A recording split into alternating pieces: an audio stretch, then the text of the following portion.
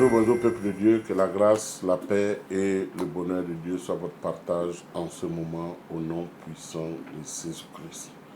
Je viens par ce canal nous exhorter et nous parler sur un sujet que j'ai découvert dans les Écritures, Genèse 1, le verset 2, on dit « La terre était informe et vide, et l'Esprit de l'Éternel se mouvait sur la surface des abîmes. » La terre était informe et vide, et l'Esprit de l'Éternel se mouvait sur la surface des abîmes. Qu'est-ce que Dieu veut nous dire ici? Et on dit la terre était informe et vide. Nous sommes des produits de la terre. Dieu nous a pris par la terre et il nous a créés. Il y a des moments où ta vie ne ressemble à rien. Ta vie est informe. Ta vie est vide. Ton existence sur la terre n'a aucun sens. Tout le chaos est sur toi. On parle des abîmes. Ça veut dire que c'était bien, mais ça a été abîmé. Donc, tu es né avec une gloire, tu es né avec une bonne vie, tu es né avec une vie d'élévation, tu es né avec une étoile et qui devait se manifester sur cette terre, mais tu grandis dans le chaos, tu grandis dans des situations non exemplaires et tu es à la risée de tous. Il y a des moments aussi où tu as commencé une belle vie, tu as commencé une belle carrière, tu as commencé une situation vraiment enviable et à un moment donné de ta vie, le chaos est venu s'installer. Le désordre est rentré dans ta vie. Tout ce qui est bassesse, une chute. Et on nous dit que l'Esprit de l'Éternel se mouvait sur la surface des abîmes. C'est abîmé. Il n'y a rien de bon. Mais on te dit que dans ta vie-là, la vie dans laquelle tu es en ce moment, le Saint-Esprit, l'Esprit de Dieu est en train de se mouvoir sur cette vie. L'Esprit de Dieu est en train de te conduire dans cette vie. Donc Dieu est dans ton chaos. Dieu est dans la situation que tu vis en ce moment. Dieu a la main sur ce que tu traverses. Quand nous regardons la vie de Joseph, Joseph sort pour aller donner la nourriture à ses frères. Il avait une vie paisible aux côtés de ses parents. Mais quand il se déplace pour aller donner la nourriture, l'intention était bonne. C'est pour aller servir, pour aller faire du bien à ses propres parents. Voici ce qui lui arrive. Le chaos surgit de façon soudaine. En un clin d'œil, Joseph passe de prince, de fils aimé, le plus aimé, à un esclave. Et il termine son parcours en prison. Et c'est maintenant, quand il a été glorifié, qu'on a compris que c'était la main de Dieu qui était sur lui dans tout ce qu'il traversait. Mais pendant qu'il était en prison, pendant qu'il faisait l'esclavage, quelle était l'attitude de Joseph? Il aurait pu se morfondre, il aurait pu rester à pleurer, il aurait pu rester à se détruire ou à s'auto-détruire. Mais la Bible dit que Joseph a continué à œuvrer. Nous regardons la vie de Daniel. Daniel était un prince honorable, honoré et respectueux. Un matin comme ça, bim, Daniel se retrouve dans une fosse au lion. Le chaos total, l'incertitude, la mort, ça dit que Daniel sent l'odeur de la mort. Mais Daniel ne savait pas que dans cette situation, la main de Dieu est sur lui. Parce que Daniel dit au roi, il dit, même si Dieu ne me délivre pas, je préfère mourir. Mais on se rend compte que la main de Dieu était sur Daniel dans ce chaos. Et si nous poussons plus loin, nous voyons Jésus-Christ lui-même. Il sort d'un baptême Là où la voix de Dieu dit, c'est mon fils bien-aimé en qui j'ai mis ma confiance, écoutez-le. Mais il se retrouve dans un désert, il se retrouve face aux animaux sauvages. La Bible dit qu'il y avait des bêtes sauvages. Et Jésus avait faim, Jésus était fatigué. Jésus était, il n'avait plus de force, il avait faim, il était maintenant à la merci de tous ces animaux. Il aurait pu être mangé par ces animaux. Et c'est là où Satan vient encore pour couronner le tout, lui faire des propositions. Je viens dire à quelqu'un aujourd'hui, si ta vie est chaotique, si ta vie ne ressemble à rien, si ta vie est remplie que de ténèbres, rassure-toi, il y a Dieu dedans. Rassure-toi, il y a Dieu dedans. Comment je peux savoir que ma vie est remplie de ténèbres? C'est quand tout devient noir dans ma vie, tout devient obscur dans ma vie. Mes amis me quittent, tous ceux qui sont avec toi se dispersent. Tu es maintenant seul, tu ne vois plus clair, tu n'as aucune vision, tout est assombri sur toi. Les maladies te localisent et tous les problèmes surgissent au même moment. C'est là où tu comprends que les ténèbres t'ont visité. L'argent ne reste plus dans tes mains. David dit quoi? Il dit les chiens errants ont percé mes mains et mes pieds. Donc il y a des systèmes qui percent les mains pour que l'argent qui rentre dans ta main, cet argent-là ne te profite pas. Comment je sais que les ténèbres m'ont visité? C'est quand je dors la nuit, je me réveille le matin fatigué, comme si on m'avait frappé, bastonné, tabassé toute la nuit. Tu te réveilles avec des maux de tête, tu te réveilles avec un sommeil qui était profond, mais qui ne t'a pas réparé. Comment je sais que les ténèbres se sont levées contre moi?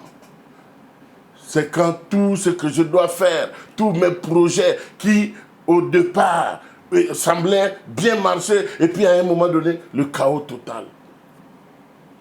Comment je sais que les ténèbres m'ont visité? C'est quand on partage des choses et puis on t'oublie. On fait des nominations et on oublie ton dossier.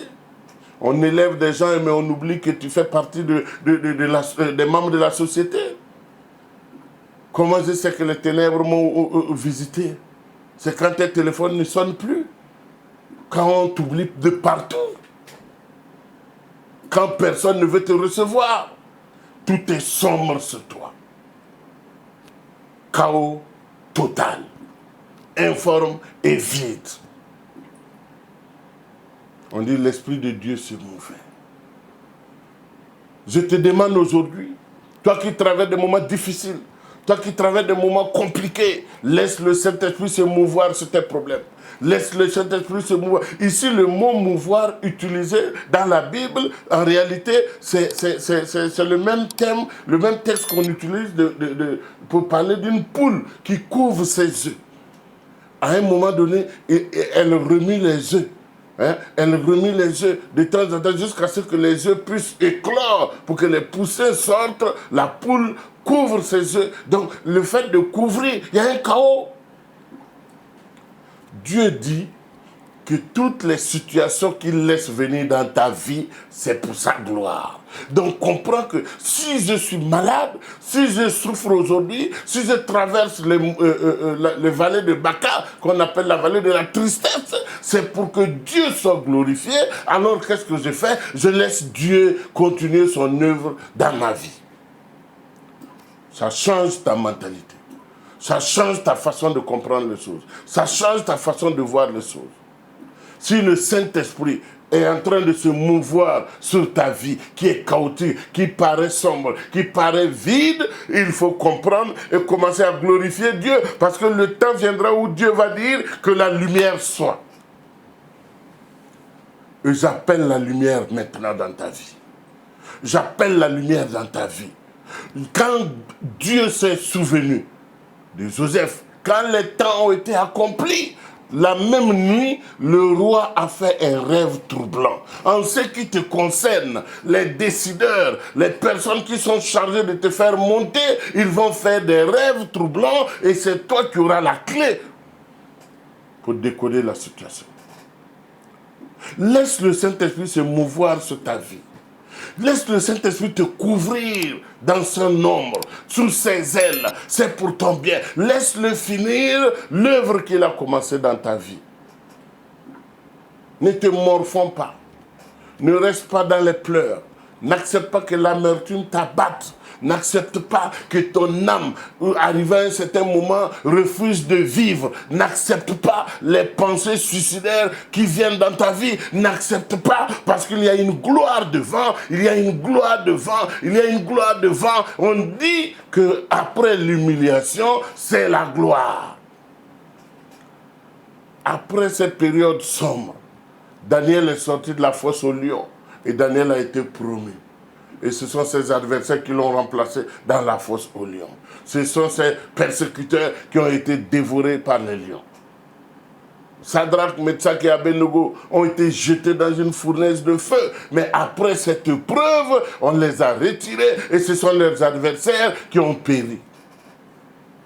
Et Jésus lui-même, quand il a résisté à toutes ces choses et aux tentations de Satan, qu'est-ce qui s'est passé? La Bible dit que les anges se sont mis à son service. Les anges se mettront à ton service après cette épreuve. Les anges se mettront à ton service après cette situation. La lumière qui est sur toi va briller après cette obscurité. Les ténèbres vont disparaître parce que les ténèbres, c'est exactement l'absence de lumière. J'appelle la lumière dans ta vie et tout ce qui vient avec les ténèbres et compagnie vont disparaître au nom de Jésus-Christ. Sors de ce chaos. Sors de ce chaos. Reçois maintenant la verdure. Reçois tout ce qui est glorieux. Reçois tout ce qui est honorable. Sors de ce chaos. Dieu est dans le chaos. Il dit, je crée, je forme la lumière et je crée les ténèbres. À un moment, Dieu laisse les ténèbres t'envahir pour ton bien, parce qu'il veut t'amener plus loin, à une autre dimension de gloire. Et il dit, les années que les sauterelles ont dévorées, il te les rendra doublement. Tout ce que tu as perdu, Dieu va te les restituer au centuple. Il va te les restituer double, en double, en double. Quand Job est sorti de la pénitence, de ses souffrances, la Bible dit qu'il a eu 2 fois la fortune qu'il avait. Dieu est le Dieu qui restitue 2 fois. Reçois cette grâce pour sortir du chaos. Reçois cette grâce pour sortir du chaos. Reçois cette grâce pour ne plus être informe et vide. Reçois cette grâce pour être une lumière, pour éclairer. Parce qu'il a créé les étoiles, il a créé la lune, il a créé le soleil pour marquer le temps, les saisons et les époques. Et je prophétise aujourd'hui, l'étoile que tu es, c'est maintenant pour marquer le temps, c'est pour marquer les saisons, que les étoiles brillent. Que les étoiles brillent, que les étoiles brillent. Au nom puissant de Jésus-Christ, j'ordonne que tu vives une vie de gloire, maintenant et pour toujours. Au nom de Jésus-Christ. Amen. C'était votre humble serviteur, l'apôtre Dieudonné Kéré, le ministère Centre de Rachat et de Restauration. Si cette vidéo t'a fait du bien, partage au maximum possible pour faire du bien à d'autres personnes. Que la grâce de Dieu sur toi soit visible, palpable, et que cette grâce te conduise jusqu'à l'élévation, jusqu'à ton couronnement total, au nom de Jésus-Christ. Amen.